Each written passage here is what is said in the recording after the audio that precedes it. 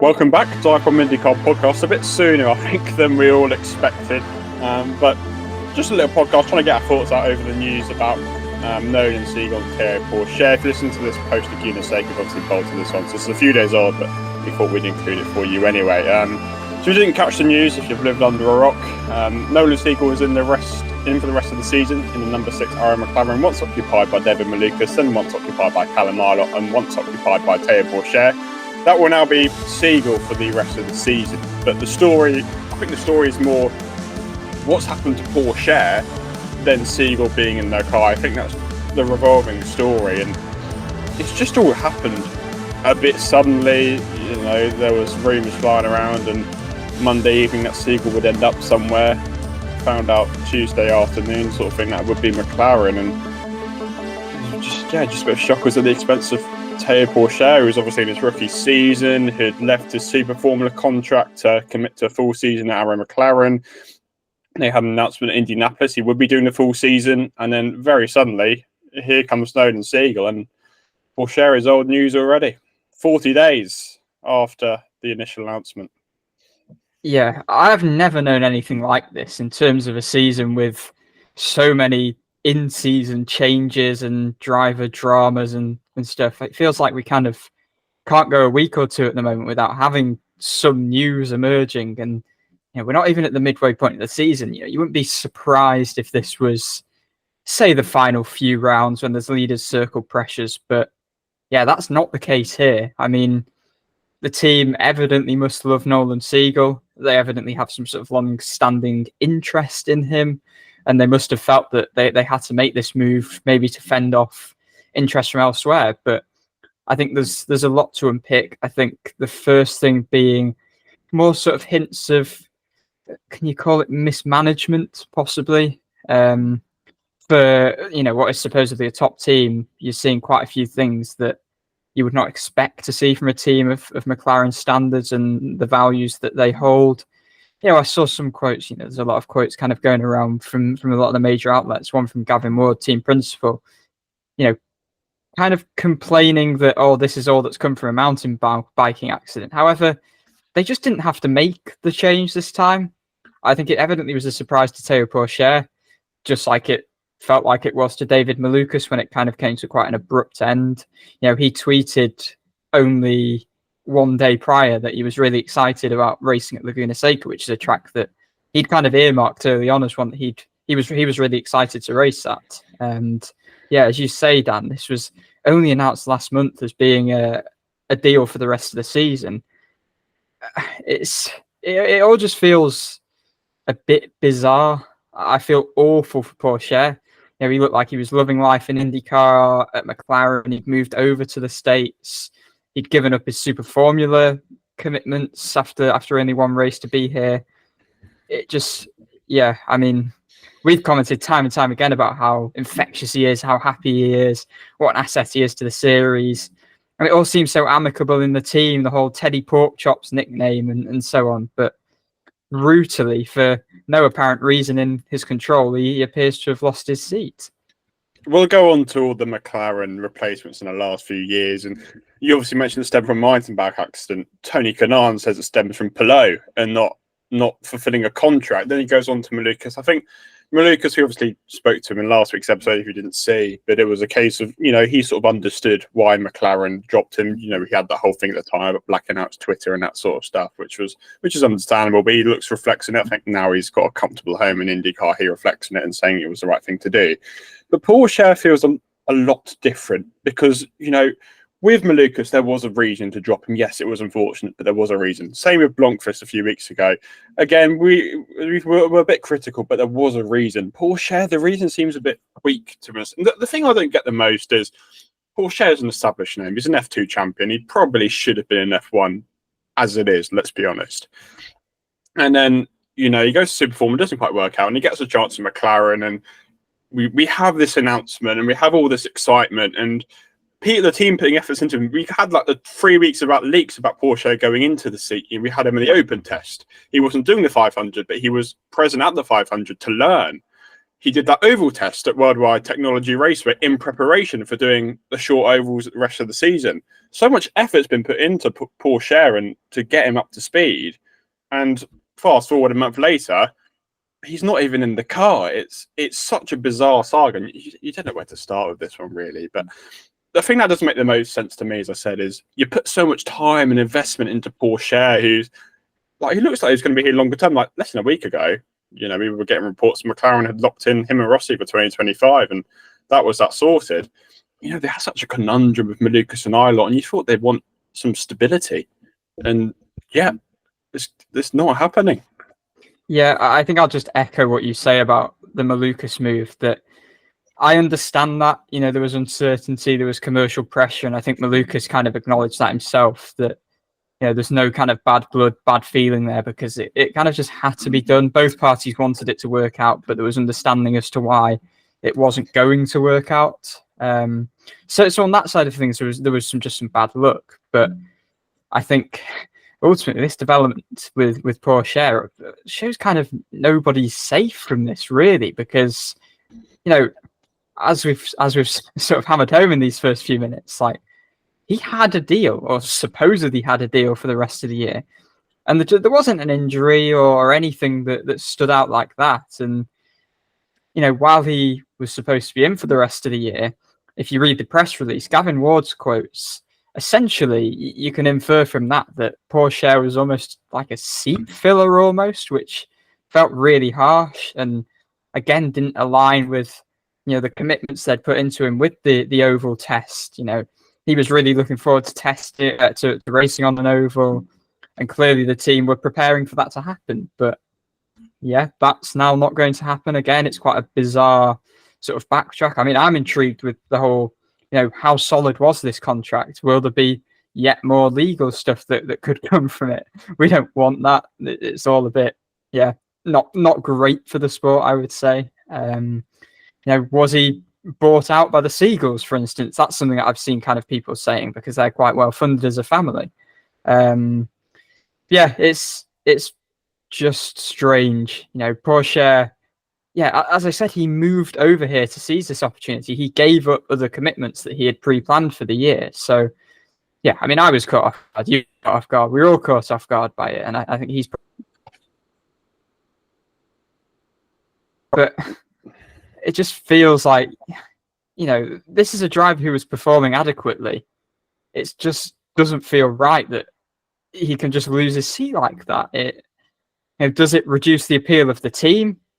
You know, people are going to start thinking, oh, the contracts actually mean anything. I mean, I think there's enough of an allure, kind of, McLaren as a brand, personally. But yeah, it just all feels beyond ruthless on him. And I really hope he finds another landing spot, because I felt it was the start of something that could be pretty special in IndyCar.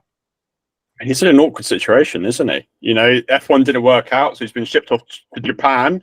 He's got a contract in Japan, fantastic. He's got his year sorted. Gets an opportunity with McLaren, you know, gives up his time in Japan. This could be Pourchaire's long-term future. This is the next best alternative to Formula One, at least on a longer-term circumstance, whilst he maybe still scours around for a seat. And, you know, after, 4 or 5 races, what's he left with? You know, there's been rumours that already he's talking to teams. Some teams have showed interest, obviously, but Pourchaire hasn't commented to anyone, hasn't said anything, understandably. And he found out the same day we found out. There's no prior warning. I mean, there's been a few quotes floated around, and there's stuff like it isn't performance based. And then you have the financially based argument. You know, the Siegels are well funded. There's no shirking away from that. There's rumour that Arrow were leaving. That's proved to be false. You know, McLaren have got no issues with sponsors. They were lending sponsors to Hunkos. They had so many at the start of the year, and I'm sure if McLaren lost sponsors, you know, they've got the most marketable driver in the field in Pato Award, the series' most popular driver. You'd think that would be an easy marketing tool just for him alone, let alone the rest of the team. And there's just some quotes here which don't add up. It's like, we need to set ourselves up for long-term competitiveness. Why is Pourchaire not seen as a long-term competitive option? You know, he's 20 years old. He's still in the infancy of his motor racing career. He's won the biggest feeder series there is to win. he's been linked to Formula One since he was 15, 16. He's always been seen as a massive talent in Formula 3, in Formula 2, in Formula 4. And now suddenly he's not the driver McLaren are looking for, but he hasn't performed badly, in their own words. It's not like McLaren need money either. It just makes no sense. Yeah, I mean, to your first point, I imagine he will be sought after by others. I think it might be a few rude hand gestures to Arrow McLaren if he goes elsewhere and performs. But I think it was Marshall Pruitt said that there were 3 other sort of prominent teams that had contacted him already, which I guess that kind of shows his standing from these early races. And I think there's every chance that he could end up in a position where he'll be competing against Arrow McLaren and be in a position to beat them, because I think he's good enough for that. And that's not to say that Siegel isn't too. I think we'll dig into some results in a moment, but I expect Siegel to have a very good and a very long IndyCar career. This isn't taking anything away from him, but Arrow McLaren have got to be very, very confident in this decision, because not giving Pourchaire any extended shot, he had 5 races. It's just really cruel, especially given the progress he seems to be making sort of weekend to weekend. And yeah, it's ultimately not sustainable keeping on chopping and changing like this. You're not going to find consistency that way. And in some ways, they've almost become a bit of a laughing stock. We had tweets from Malukas, from Daly, from Scott McLaughlin, all kind of in a jokey fashion. So yeah, I mean, as I said before, they've clearly kept their eyes on Siegel. Tony Kanaan mentored him when he had that big crash on Fast Friday at the Indy 500. I think come the qualifying weekend, Kanaan was kind of mentoring Siegel on that bump day, last chance qualifying. Not, I mean, he had his role with McLaren. He wasn't offering anything technical to give Corn an advantage. He was just there supporting Siegel, and I think maybe that says a bit about maybe they did have a bit of interest in him previously. Yes, Siegel didn't qualify for the 500, but I think he put up a valiant effort. He still came away with credit in the bank from that. It really showcased his mentality, and I think Kanaan at the time sort of credited his maturity as a driver as well. So yeah, they evidently just rate him so much that they felt they couldn't miss out. Maybe, I don't know, were Hunkos interested after the solid performance he put up at Road America?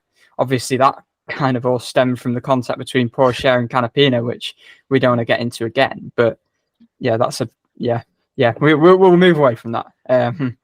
Yeah, you mentioned Pourchaire as the reigning F2 champion.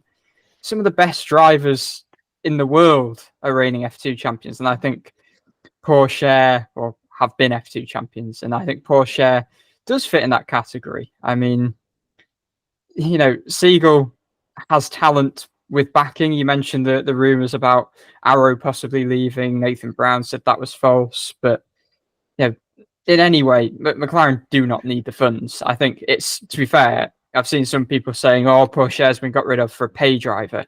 It's not fair to call Siegel a pay driver, I don't think. He's way more than that. But I think just when you compare this to the likes of the Blomqvist situation we had recently, that had a clear reason. That was because of the leader's circle concerns.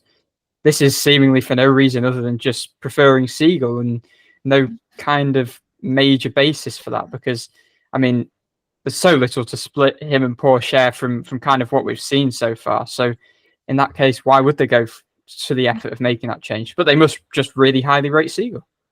But I'd say Pourchaire is internationally, he's a leading driver. I mean, have we seen enough from Siegel to make him anywhere near that mark? I don't think so. I don't think, if you compare their careers, you haven't seen anything from Siegel which suggests anything that makes him better Pourchaire. Like, I don't still fully not believe in him, but I still don't think he's exactly proved himself to be at the level on a multi-year contract at one of the top teams in IndyCar. Put it that way. So, like, don't get me wrong, he's shown good promise. He's done respectably so far in his IndyCar career. Yeah, he's been competitive in Indy Next, and yes, he's great in the LMP2s. Must be noted he won Le Mans for Zach Brown's team, whether that makes a difference or not to anything. But like, yes, he put up a valiant effort in not qualifying for the 500. At the end of the day, he was the only one of 34 who didn't qualify for the Indy 500. And it's like, yes, I guess he's young and he's got a long career ahead of him, but you haven't really proven anything at that point. I think the most baffling thing is to everyone is that Siegel hasn't proved anything in comparison to Pourchaire, which suggests he's a better driver. Yes, he's got the American experience, but it's not like Pourchaire's 33 is coming from Europe and is suddenly performing badly. He's done absolutely fine, and he's still young. He's still got time to learn. Like, look what Lundgaard did after a year. Look what Eilert did after a year. I don't see why Pourchaire's such a different case. And again, if it was a team like, let's say, Coin, where money issues are a struggle, okay, yeah, that sort of makes sense. But just imagine Théo Pourchaire getting that call saying you're being replaced by Nolan Siegel. He just must be absolutely miffed. Yeah, I don't disagree by any means, to be honest. I think, yeah, we've seen flashes. It's harder to judge what we've seen Siegel do in IndyCar than it is what we've seen Pourchaire do in IndyCar, I think, obviously because Siegel's he's jumped into a kind of uncertain coin situation. Hung costs are obviously not at the level of Arrow McLaren. But just to kind of evaluate what we've seen from Pourchaire, I think just his trajectory was pretty big weekend to weekend. I mean, only his fourth race in Detroit, he was arguably the strongest of the Arrow McLaren drivers against two very established names to qualify seventh, the best of the cars. Then, the race he finished 10th. I think he might have been behind both of them in the end, actually. But still, that was for his fourth race on an extremely tricky street circuit. I mean, his other best result was 11th on debut at Long Beach on a similarly sort of tricky street circuit. So to so quickly have adapted to that, to be excelling almost on those tracks so early on, I think is massive credit to him. He often, even if he didn't qualify well, I mean, we saw Road America, he qualified. I mean, he felt that he could have been in the Fast Six, which kind of showed the level that he's kind of already performing at. But if he did qualify poorly, he often raced his way forward. He was in the top 15, I think 3 of his 5 races, which is a solid effort for a completely new car that he initially for Long Beach came into with absolutely no test time. And I think just considering his inexperience, he was by no means adrift of his 2 teammates. And it does pile pressure on Siegel to perform. You have to say. I mean, they kind of have reignited this merry-go-round at a stage where this is the race where Malukas is returning. They could have just kept Malukas in the car. I mean, I guess this is a further non-vote of confidence in him almost, it must feel, by the fact that, they got rid of Malukas because they felt it was causing too much uncertainty, but he was always going to be back around this sort of time. So if they were going to do this, exactly, if they were going to do this, then I don't know. But I hope Pourchaire is okay and takes this well, because he's a very emotional guy in terms of he's very passionate. He kind of wears his heart on his sleeve, and we've seen. So after Road America qualifying, he was very annoyed with himself that he didn't get into the Fast Six as he felt was the potential. So yeah, I mean, I really like Siegel. I think that's another thing I must say. Like, none of this is to discredit him. Pourchaire, just as you said, I think it's a good way to put it, has that international pedigree, raced against some of the best young drivers in the world in F2, and I think all 3 of his seasons he was in the top 5, I believe, top 6. But Siegel's only 19 years old. Pourchaire's only 20 years old. There's like all of these arguments for Siegel. You can kind of have a counter argument and more, almost, it feels like, with Pourchaire. I can ultimately only think they wanted to fend off interest in Siegel from elsewhere. But in some ways, is that almost short-sighted, because Pourchaire quite easily could end up going elsewhere instead, and being in a position to. I mean, I don't think it's far-fetched to say he could be in a position to fight for championships if he stays around for several years to come. Siegel is talented. Don't get me wrong. He's shown that in Indy Next. I think he was on the podium his first 2 races. Could have won 3 races in a row mid-season last year. He's multi-talented, as has been shown in sports cars. As you said, for Zach Brown's team at Le Mans.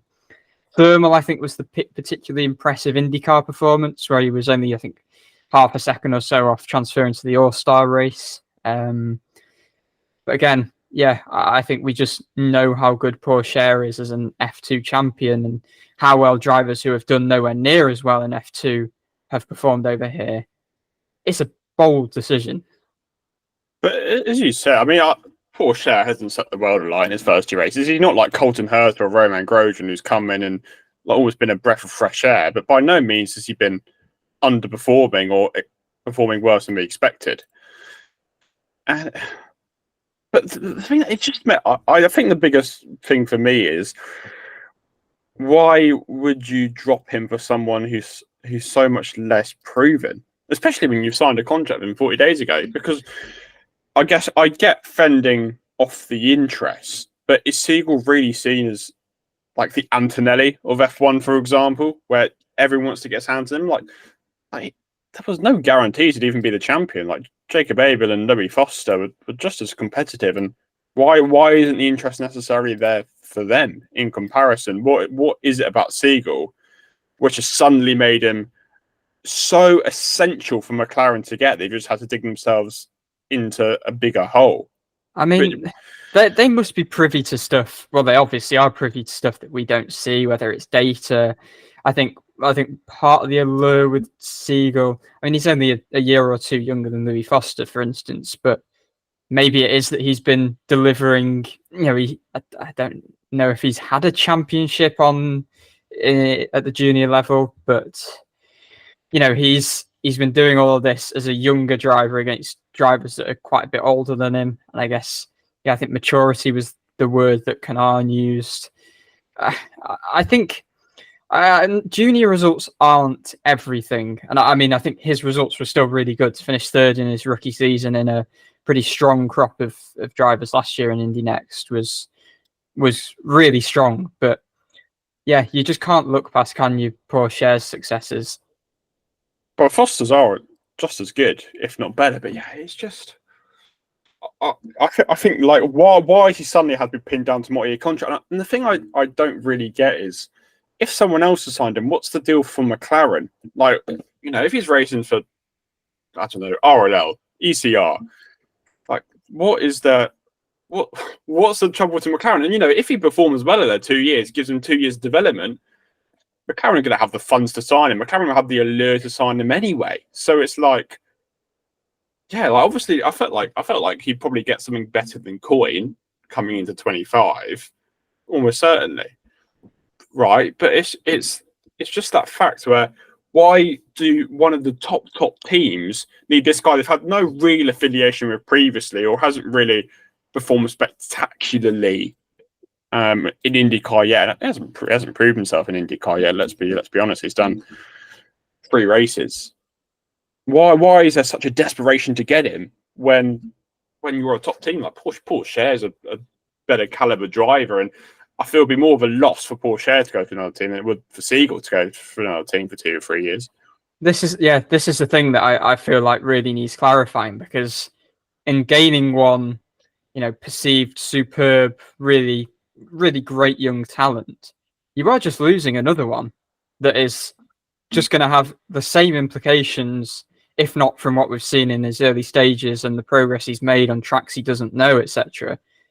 You're losing a driver who is, I think, as we've said, more proven almost. I mean, he was only 25 points behind Linus Lundqvist in the sort of battle for Rookie of the Year, having raced in 2 less races. And Lundqvist got 35 points off a podium. Exactly. And the other Pourchaire, I think, he's up in 21st in the championship already. I mean, and this is racing against guys who do know the tracks. Lundqvist has been to the majority of the tracks. Pourchaire, it's all brand new to him. So to be, even just being competitive with the rest of the field in the sort of his early few races was good enough. I think to be finishing 3 times in the top 15, as I said, that's not a mean feat by any means. Yeah, I don't really know what much more to say on it. There's just so many odd quotes. I'm just going to dig out a few of them and we'll quickly go over anything from them that stands out. Zach Brown said last month that he was happy with his drivers and it wasn't a straight fight between Pourchaire and I look for the seat. I think, let me try and find it. Kanan said, if we didn't jump, somebody else would, referring to Siegel. With the developments and Siegel making the choice to step away from next at Road America, this brought it forward a step. Again, there's more words. Let me find them in here. Gavin Ward saying they need stability. Saying we need to stop the merry-go-round and be proactive rather than reactive. Kanan saying no one takes the news well, and he explained it to him and obviously said it wasn't personal, it wasn't because of his performance. I think he's done whatever he could do. He wasn't happy, but he understood. This has got nothing to do with how he was driving or working with the team. We like Théo and his attitude, but we need to set up for long-term competitiveness. Yeah, that's arguably the one, just to interject, that kind of makes the least sense, because you're setting up for just as long-term a future.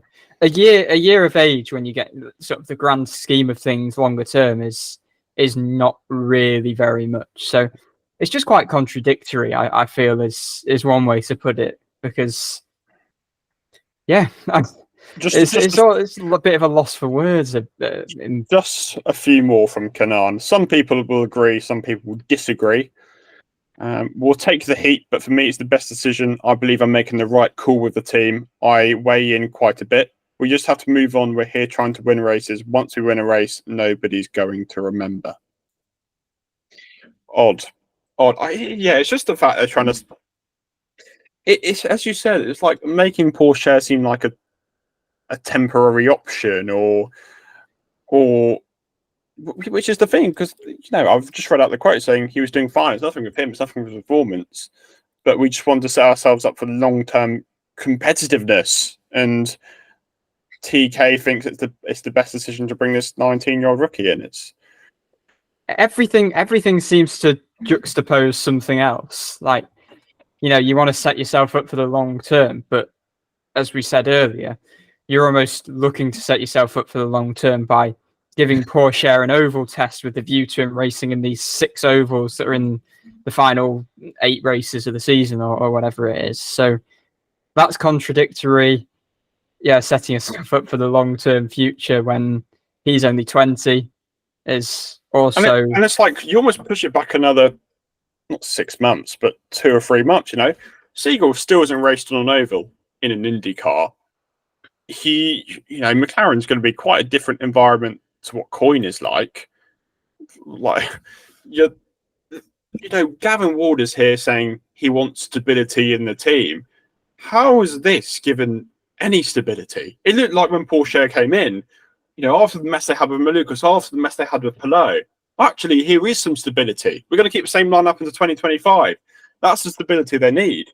And they suddenly bring in Siegel. It's just everything contradicts itself in a different way. Yeah, it's like what I said at the top about Malukas, and it all stems back to a mountain bike accident. But it didn't have to stem back to the mountain bike accident. From the decision to put Pourchaire in the car for the rest of the year, the start of May, the mountain bike accident could just be completely forgotten. This doesn't link to that. It doesn't even link to the Palou situation particularly. Obviously, the start of the uncertainty in the 6 car does, of course, but they didn't have to make this link any more to the Palou situation, because they could have just stuck with Pourchaire for the rest of the year. I know, there would have been even more stability with Palou, who's a serious, clear, multi-year option rather than a rookie who's driving an IndyCar for the first time. But they didn't have to kind of create this further instability for themselves, which it kind of just feels like they have done. And I think, just like I kind of mentioned a moment ago, it's just when there's so little to split. I don't think saying when there's so little split's the right thing to say, because Pourchaire, I feel like, has proven it at a higher level. But when there is this sort of debate, what do we do? We've got a driver in the car who's performing well. Just why go to the effort of making another change and just resetting again when you are 5 races down the line and it feels like you're starting to get somewhere? And Pourchaire really looked like he was starting to get somewhere. So, just confusing, I think.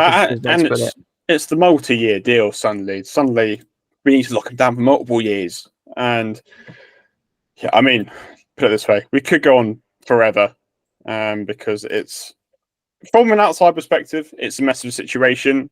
You know, from an internal perspective, it might look a bit different. It all feels a bit rushed, to be honest. There's a tweet Sunday, Monday from Pourchaire saying how much he's looking forward to racing in Laguna.